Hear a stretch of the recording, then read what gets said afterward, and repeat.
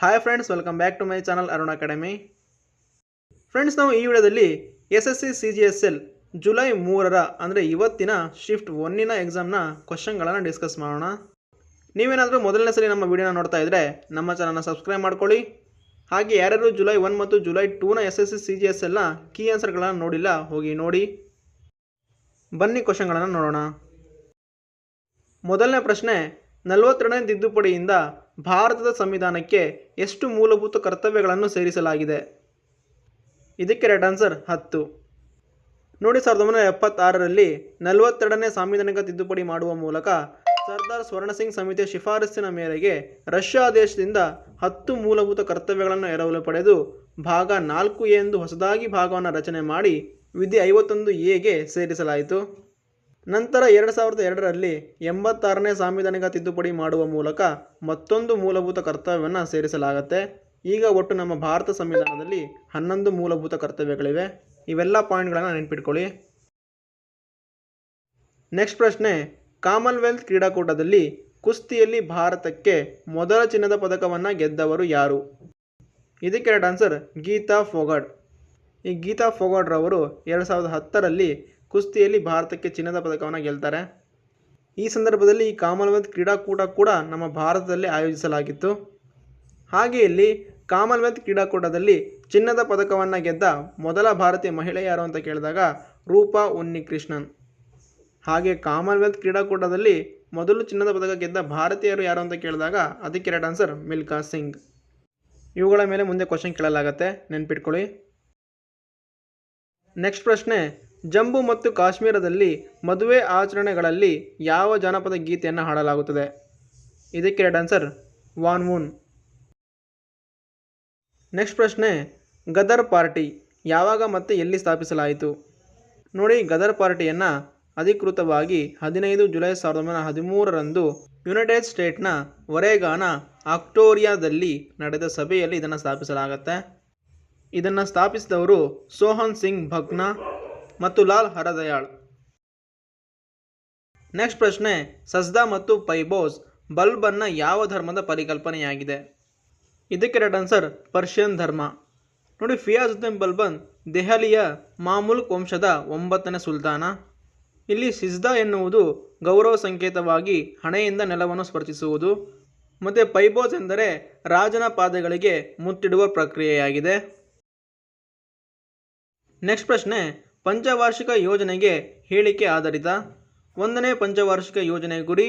2ನೇದು ಪಂಚವಾರ್ಷಿಕ ಯೋಜನೆಯನ್ನು ಯಾವ ದೇಶದಿಂದ ತೆಗೆದುಕೊಳ್ಳಲಾಗಿದೆ? ನೋಡಿ, ಮೊದಲ ಪಂಚವಾರ್ಷಿಕ ಯೋಜನೆಯ ಗುರಿ ಕೃಷಿಯನ್ನು ಅಭಿವೃದ್ಧಿಪಡಿಸುವುದು. ಈ ಮೊದಲನೇ ಪಂಚವಾರ್ಷಿಕ ಯೋಜನೆ ಹ್ಯಾರೋಲ್ಡ್ ಡೋಮರ್ ಮಾದರಿಯ ಪಂಚವಾರ್ಷಿಕ ಯೋಜನೆಯಾಗಿದೆ. ಈ ಪಂಚವಾರ್ಷಿಕ ಯೋಜನೆಯನ್ನು ನೆಹರೂರವರು ರಷ್ಯಾ ದೇಶದಿಂದ ತೆಗೆದುಕೊಂಡಿದ್ದಾರೆ. ಸೊ ಹಾಗಾಗಿ ನೆಹರೂರವರನ್ನು ಪಂಚವಾರ್ಷಿಕ ಯೋಜನೆಯ ಪಿತಾಮಹ ಅಂತ ಕರೀತಾರೆ. ಇವೆಲ್ಲ ಪಾಯಿಂಟ್ಗಳನ್ನ ನೆನಪಿಟ್ಕೊಳ್ಳಿ. ನೆಕ್ಸ್ಟ್ ಪ್ರಶ್ನೆ, ಸಾಕ್ಷರತೆಯನ್ನು ಅಳೆಯಲು ಕನಿಷ್ಠ ವಯಸ್ಸು ಎಷ್ಟಿರಬೇಕು? ನೋಡಿ, ಯಾವುದೇ ಭಾಷೆಯಲ್ಲಿ ತಿಳುವಳಿಕೆಯೊಂದಿಗೆ ಓದಲು ಮತ್ತು ಬರೆಯಲು ಸಾಧ್ಯವಾಗುವ 7 ವರ್ಷ ಅಥವಾ ಅದಕ್ಕಿಂತ ಹೆಚ್ಚಿನ ವಯಸ್ಸಿನ ವ್ಯಕ್ತಿಯನ್ನು ಸಾಕ್ಷರ ಎಂದು ಪರಿಗಣಿಸಲಾಗುತ್ತೆ.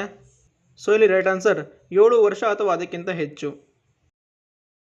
ನೆಕ್ಸ್ಟ್ ಪ್ರಶ್ನೆ, 2011ರ ಜನಗಣತಿಯ ಪ್ರಕಾರ ಕಡಿಮೆ ಜನಸಂಖ್ಯೆಯನ್ನು ಹೊಂದಿರುವ ರಾಜ್ಯ ಯಾವುದು? ಇದಕ್ಕೆ ರೈಟ್ ಆನ್ಸರ್ ಸಿಕ್ಕಿಂ.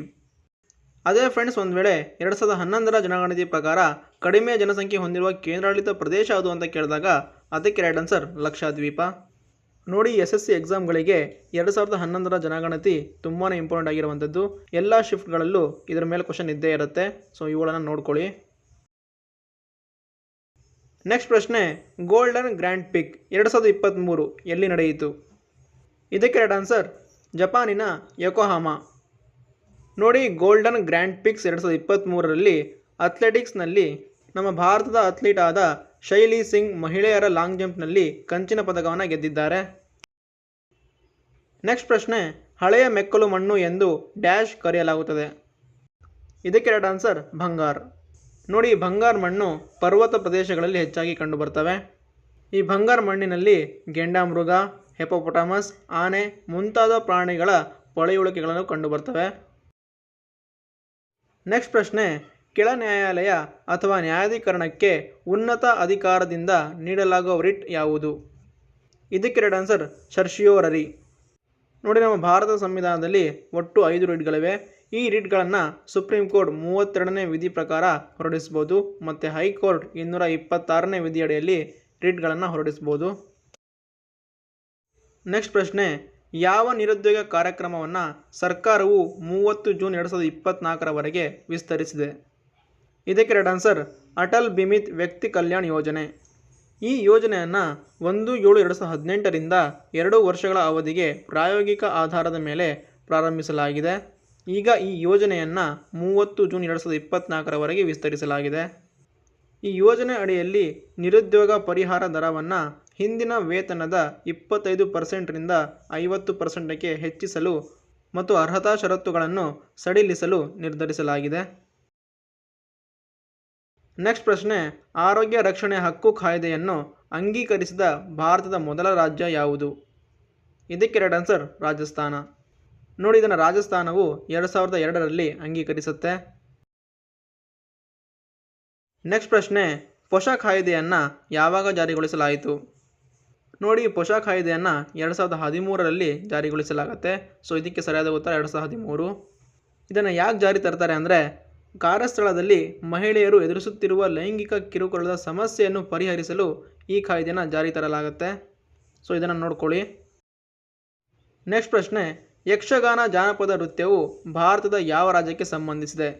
ಇದಕ್ಕೆ ರೈಟ್ ಆನ್ಸರ್ ಕರ್ನಾಟಕ.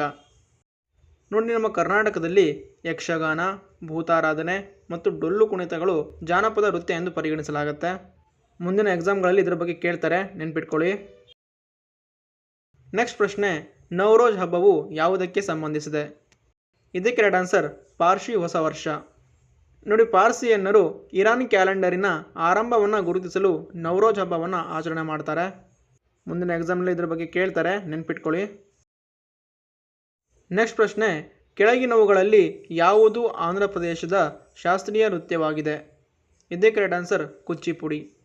ನೋಡಿ, ಕುಚಿಪುಡಿಯು ಆಂಧ್ರ ಪ್ರದೇಶದ ಕೃಷ್ಣಾ ಜಿಲ್ಲೆಯ ಕುಚಿಪುಡಿ ಗ್ರಾಮದಲ್ಲಿ ಹುಟ್ಟಿಕೊಳ್ಳುತ್ತೆ. ಸೊ ಹಾಗೆ ಇದನ್ನು ಕುಚಿಪುಡಿ ಅಂತ ಕರೆಯಲಾಗುತ್ತೆ.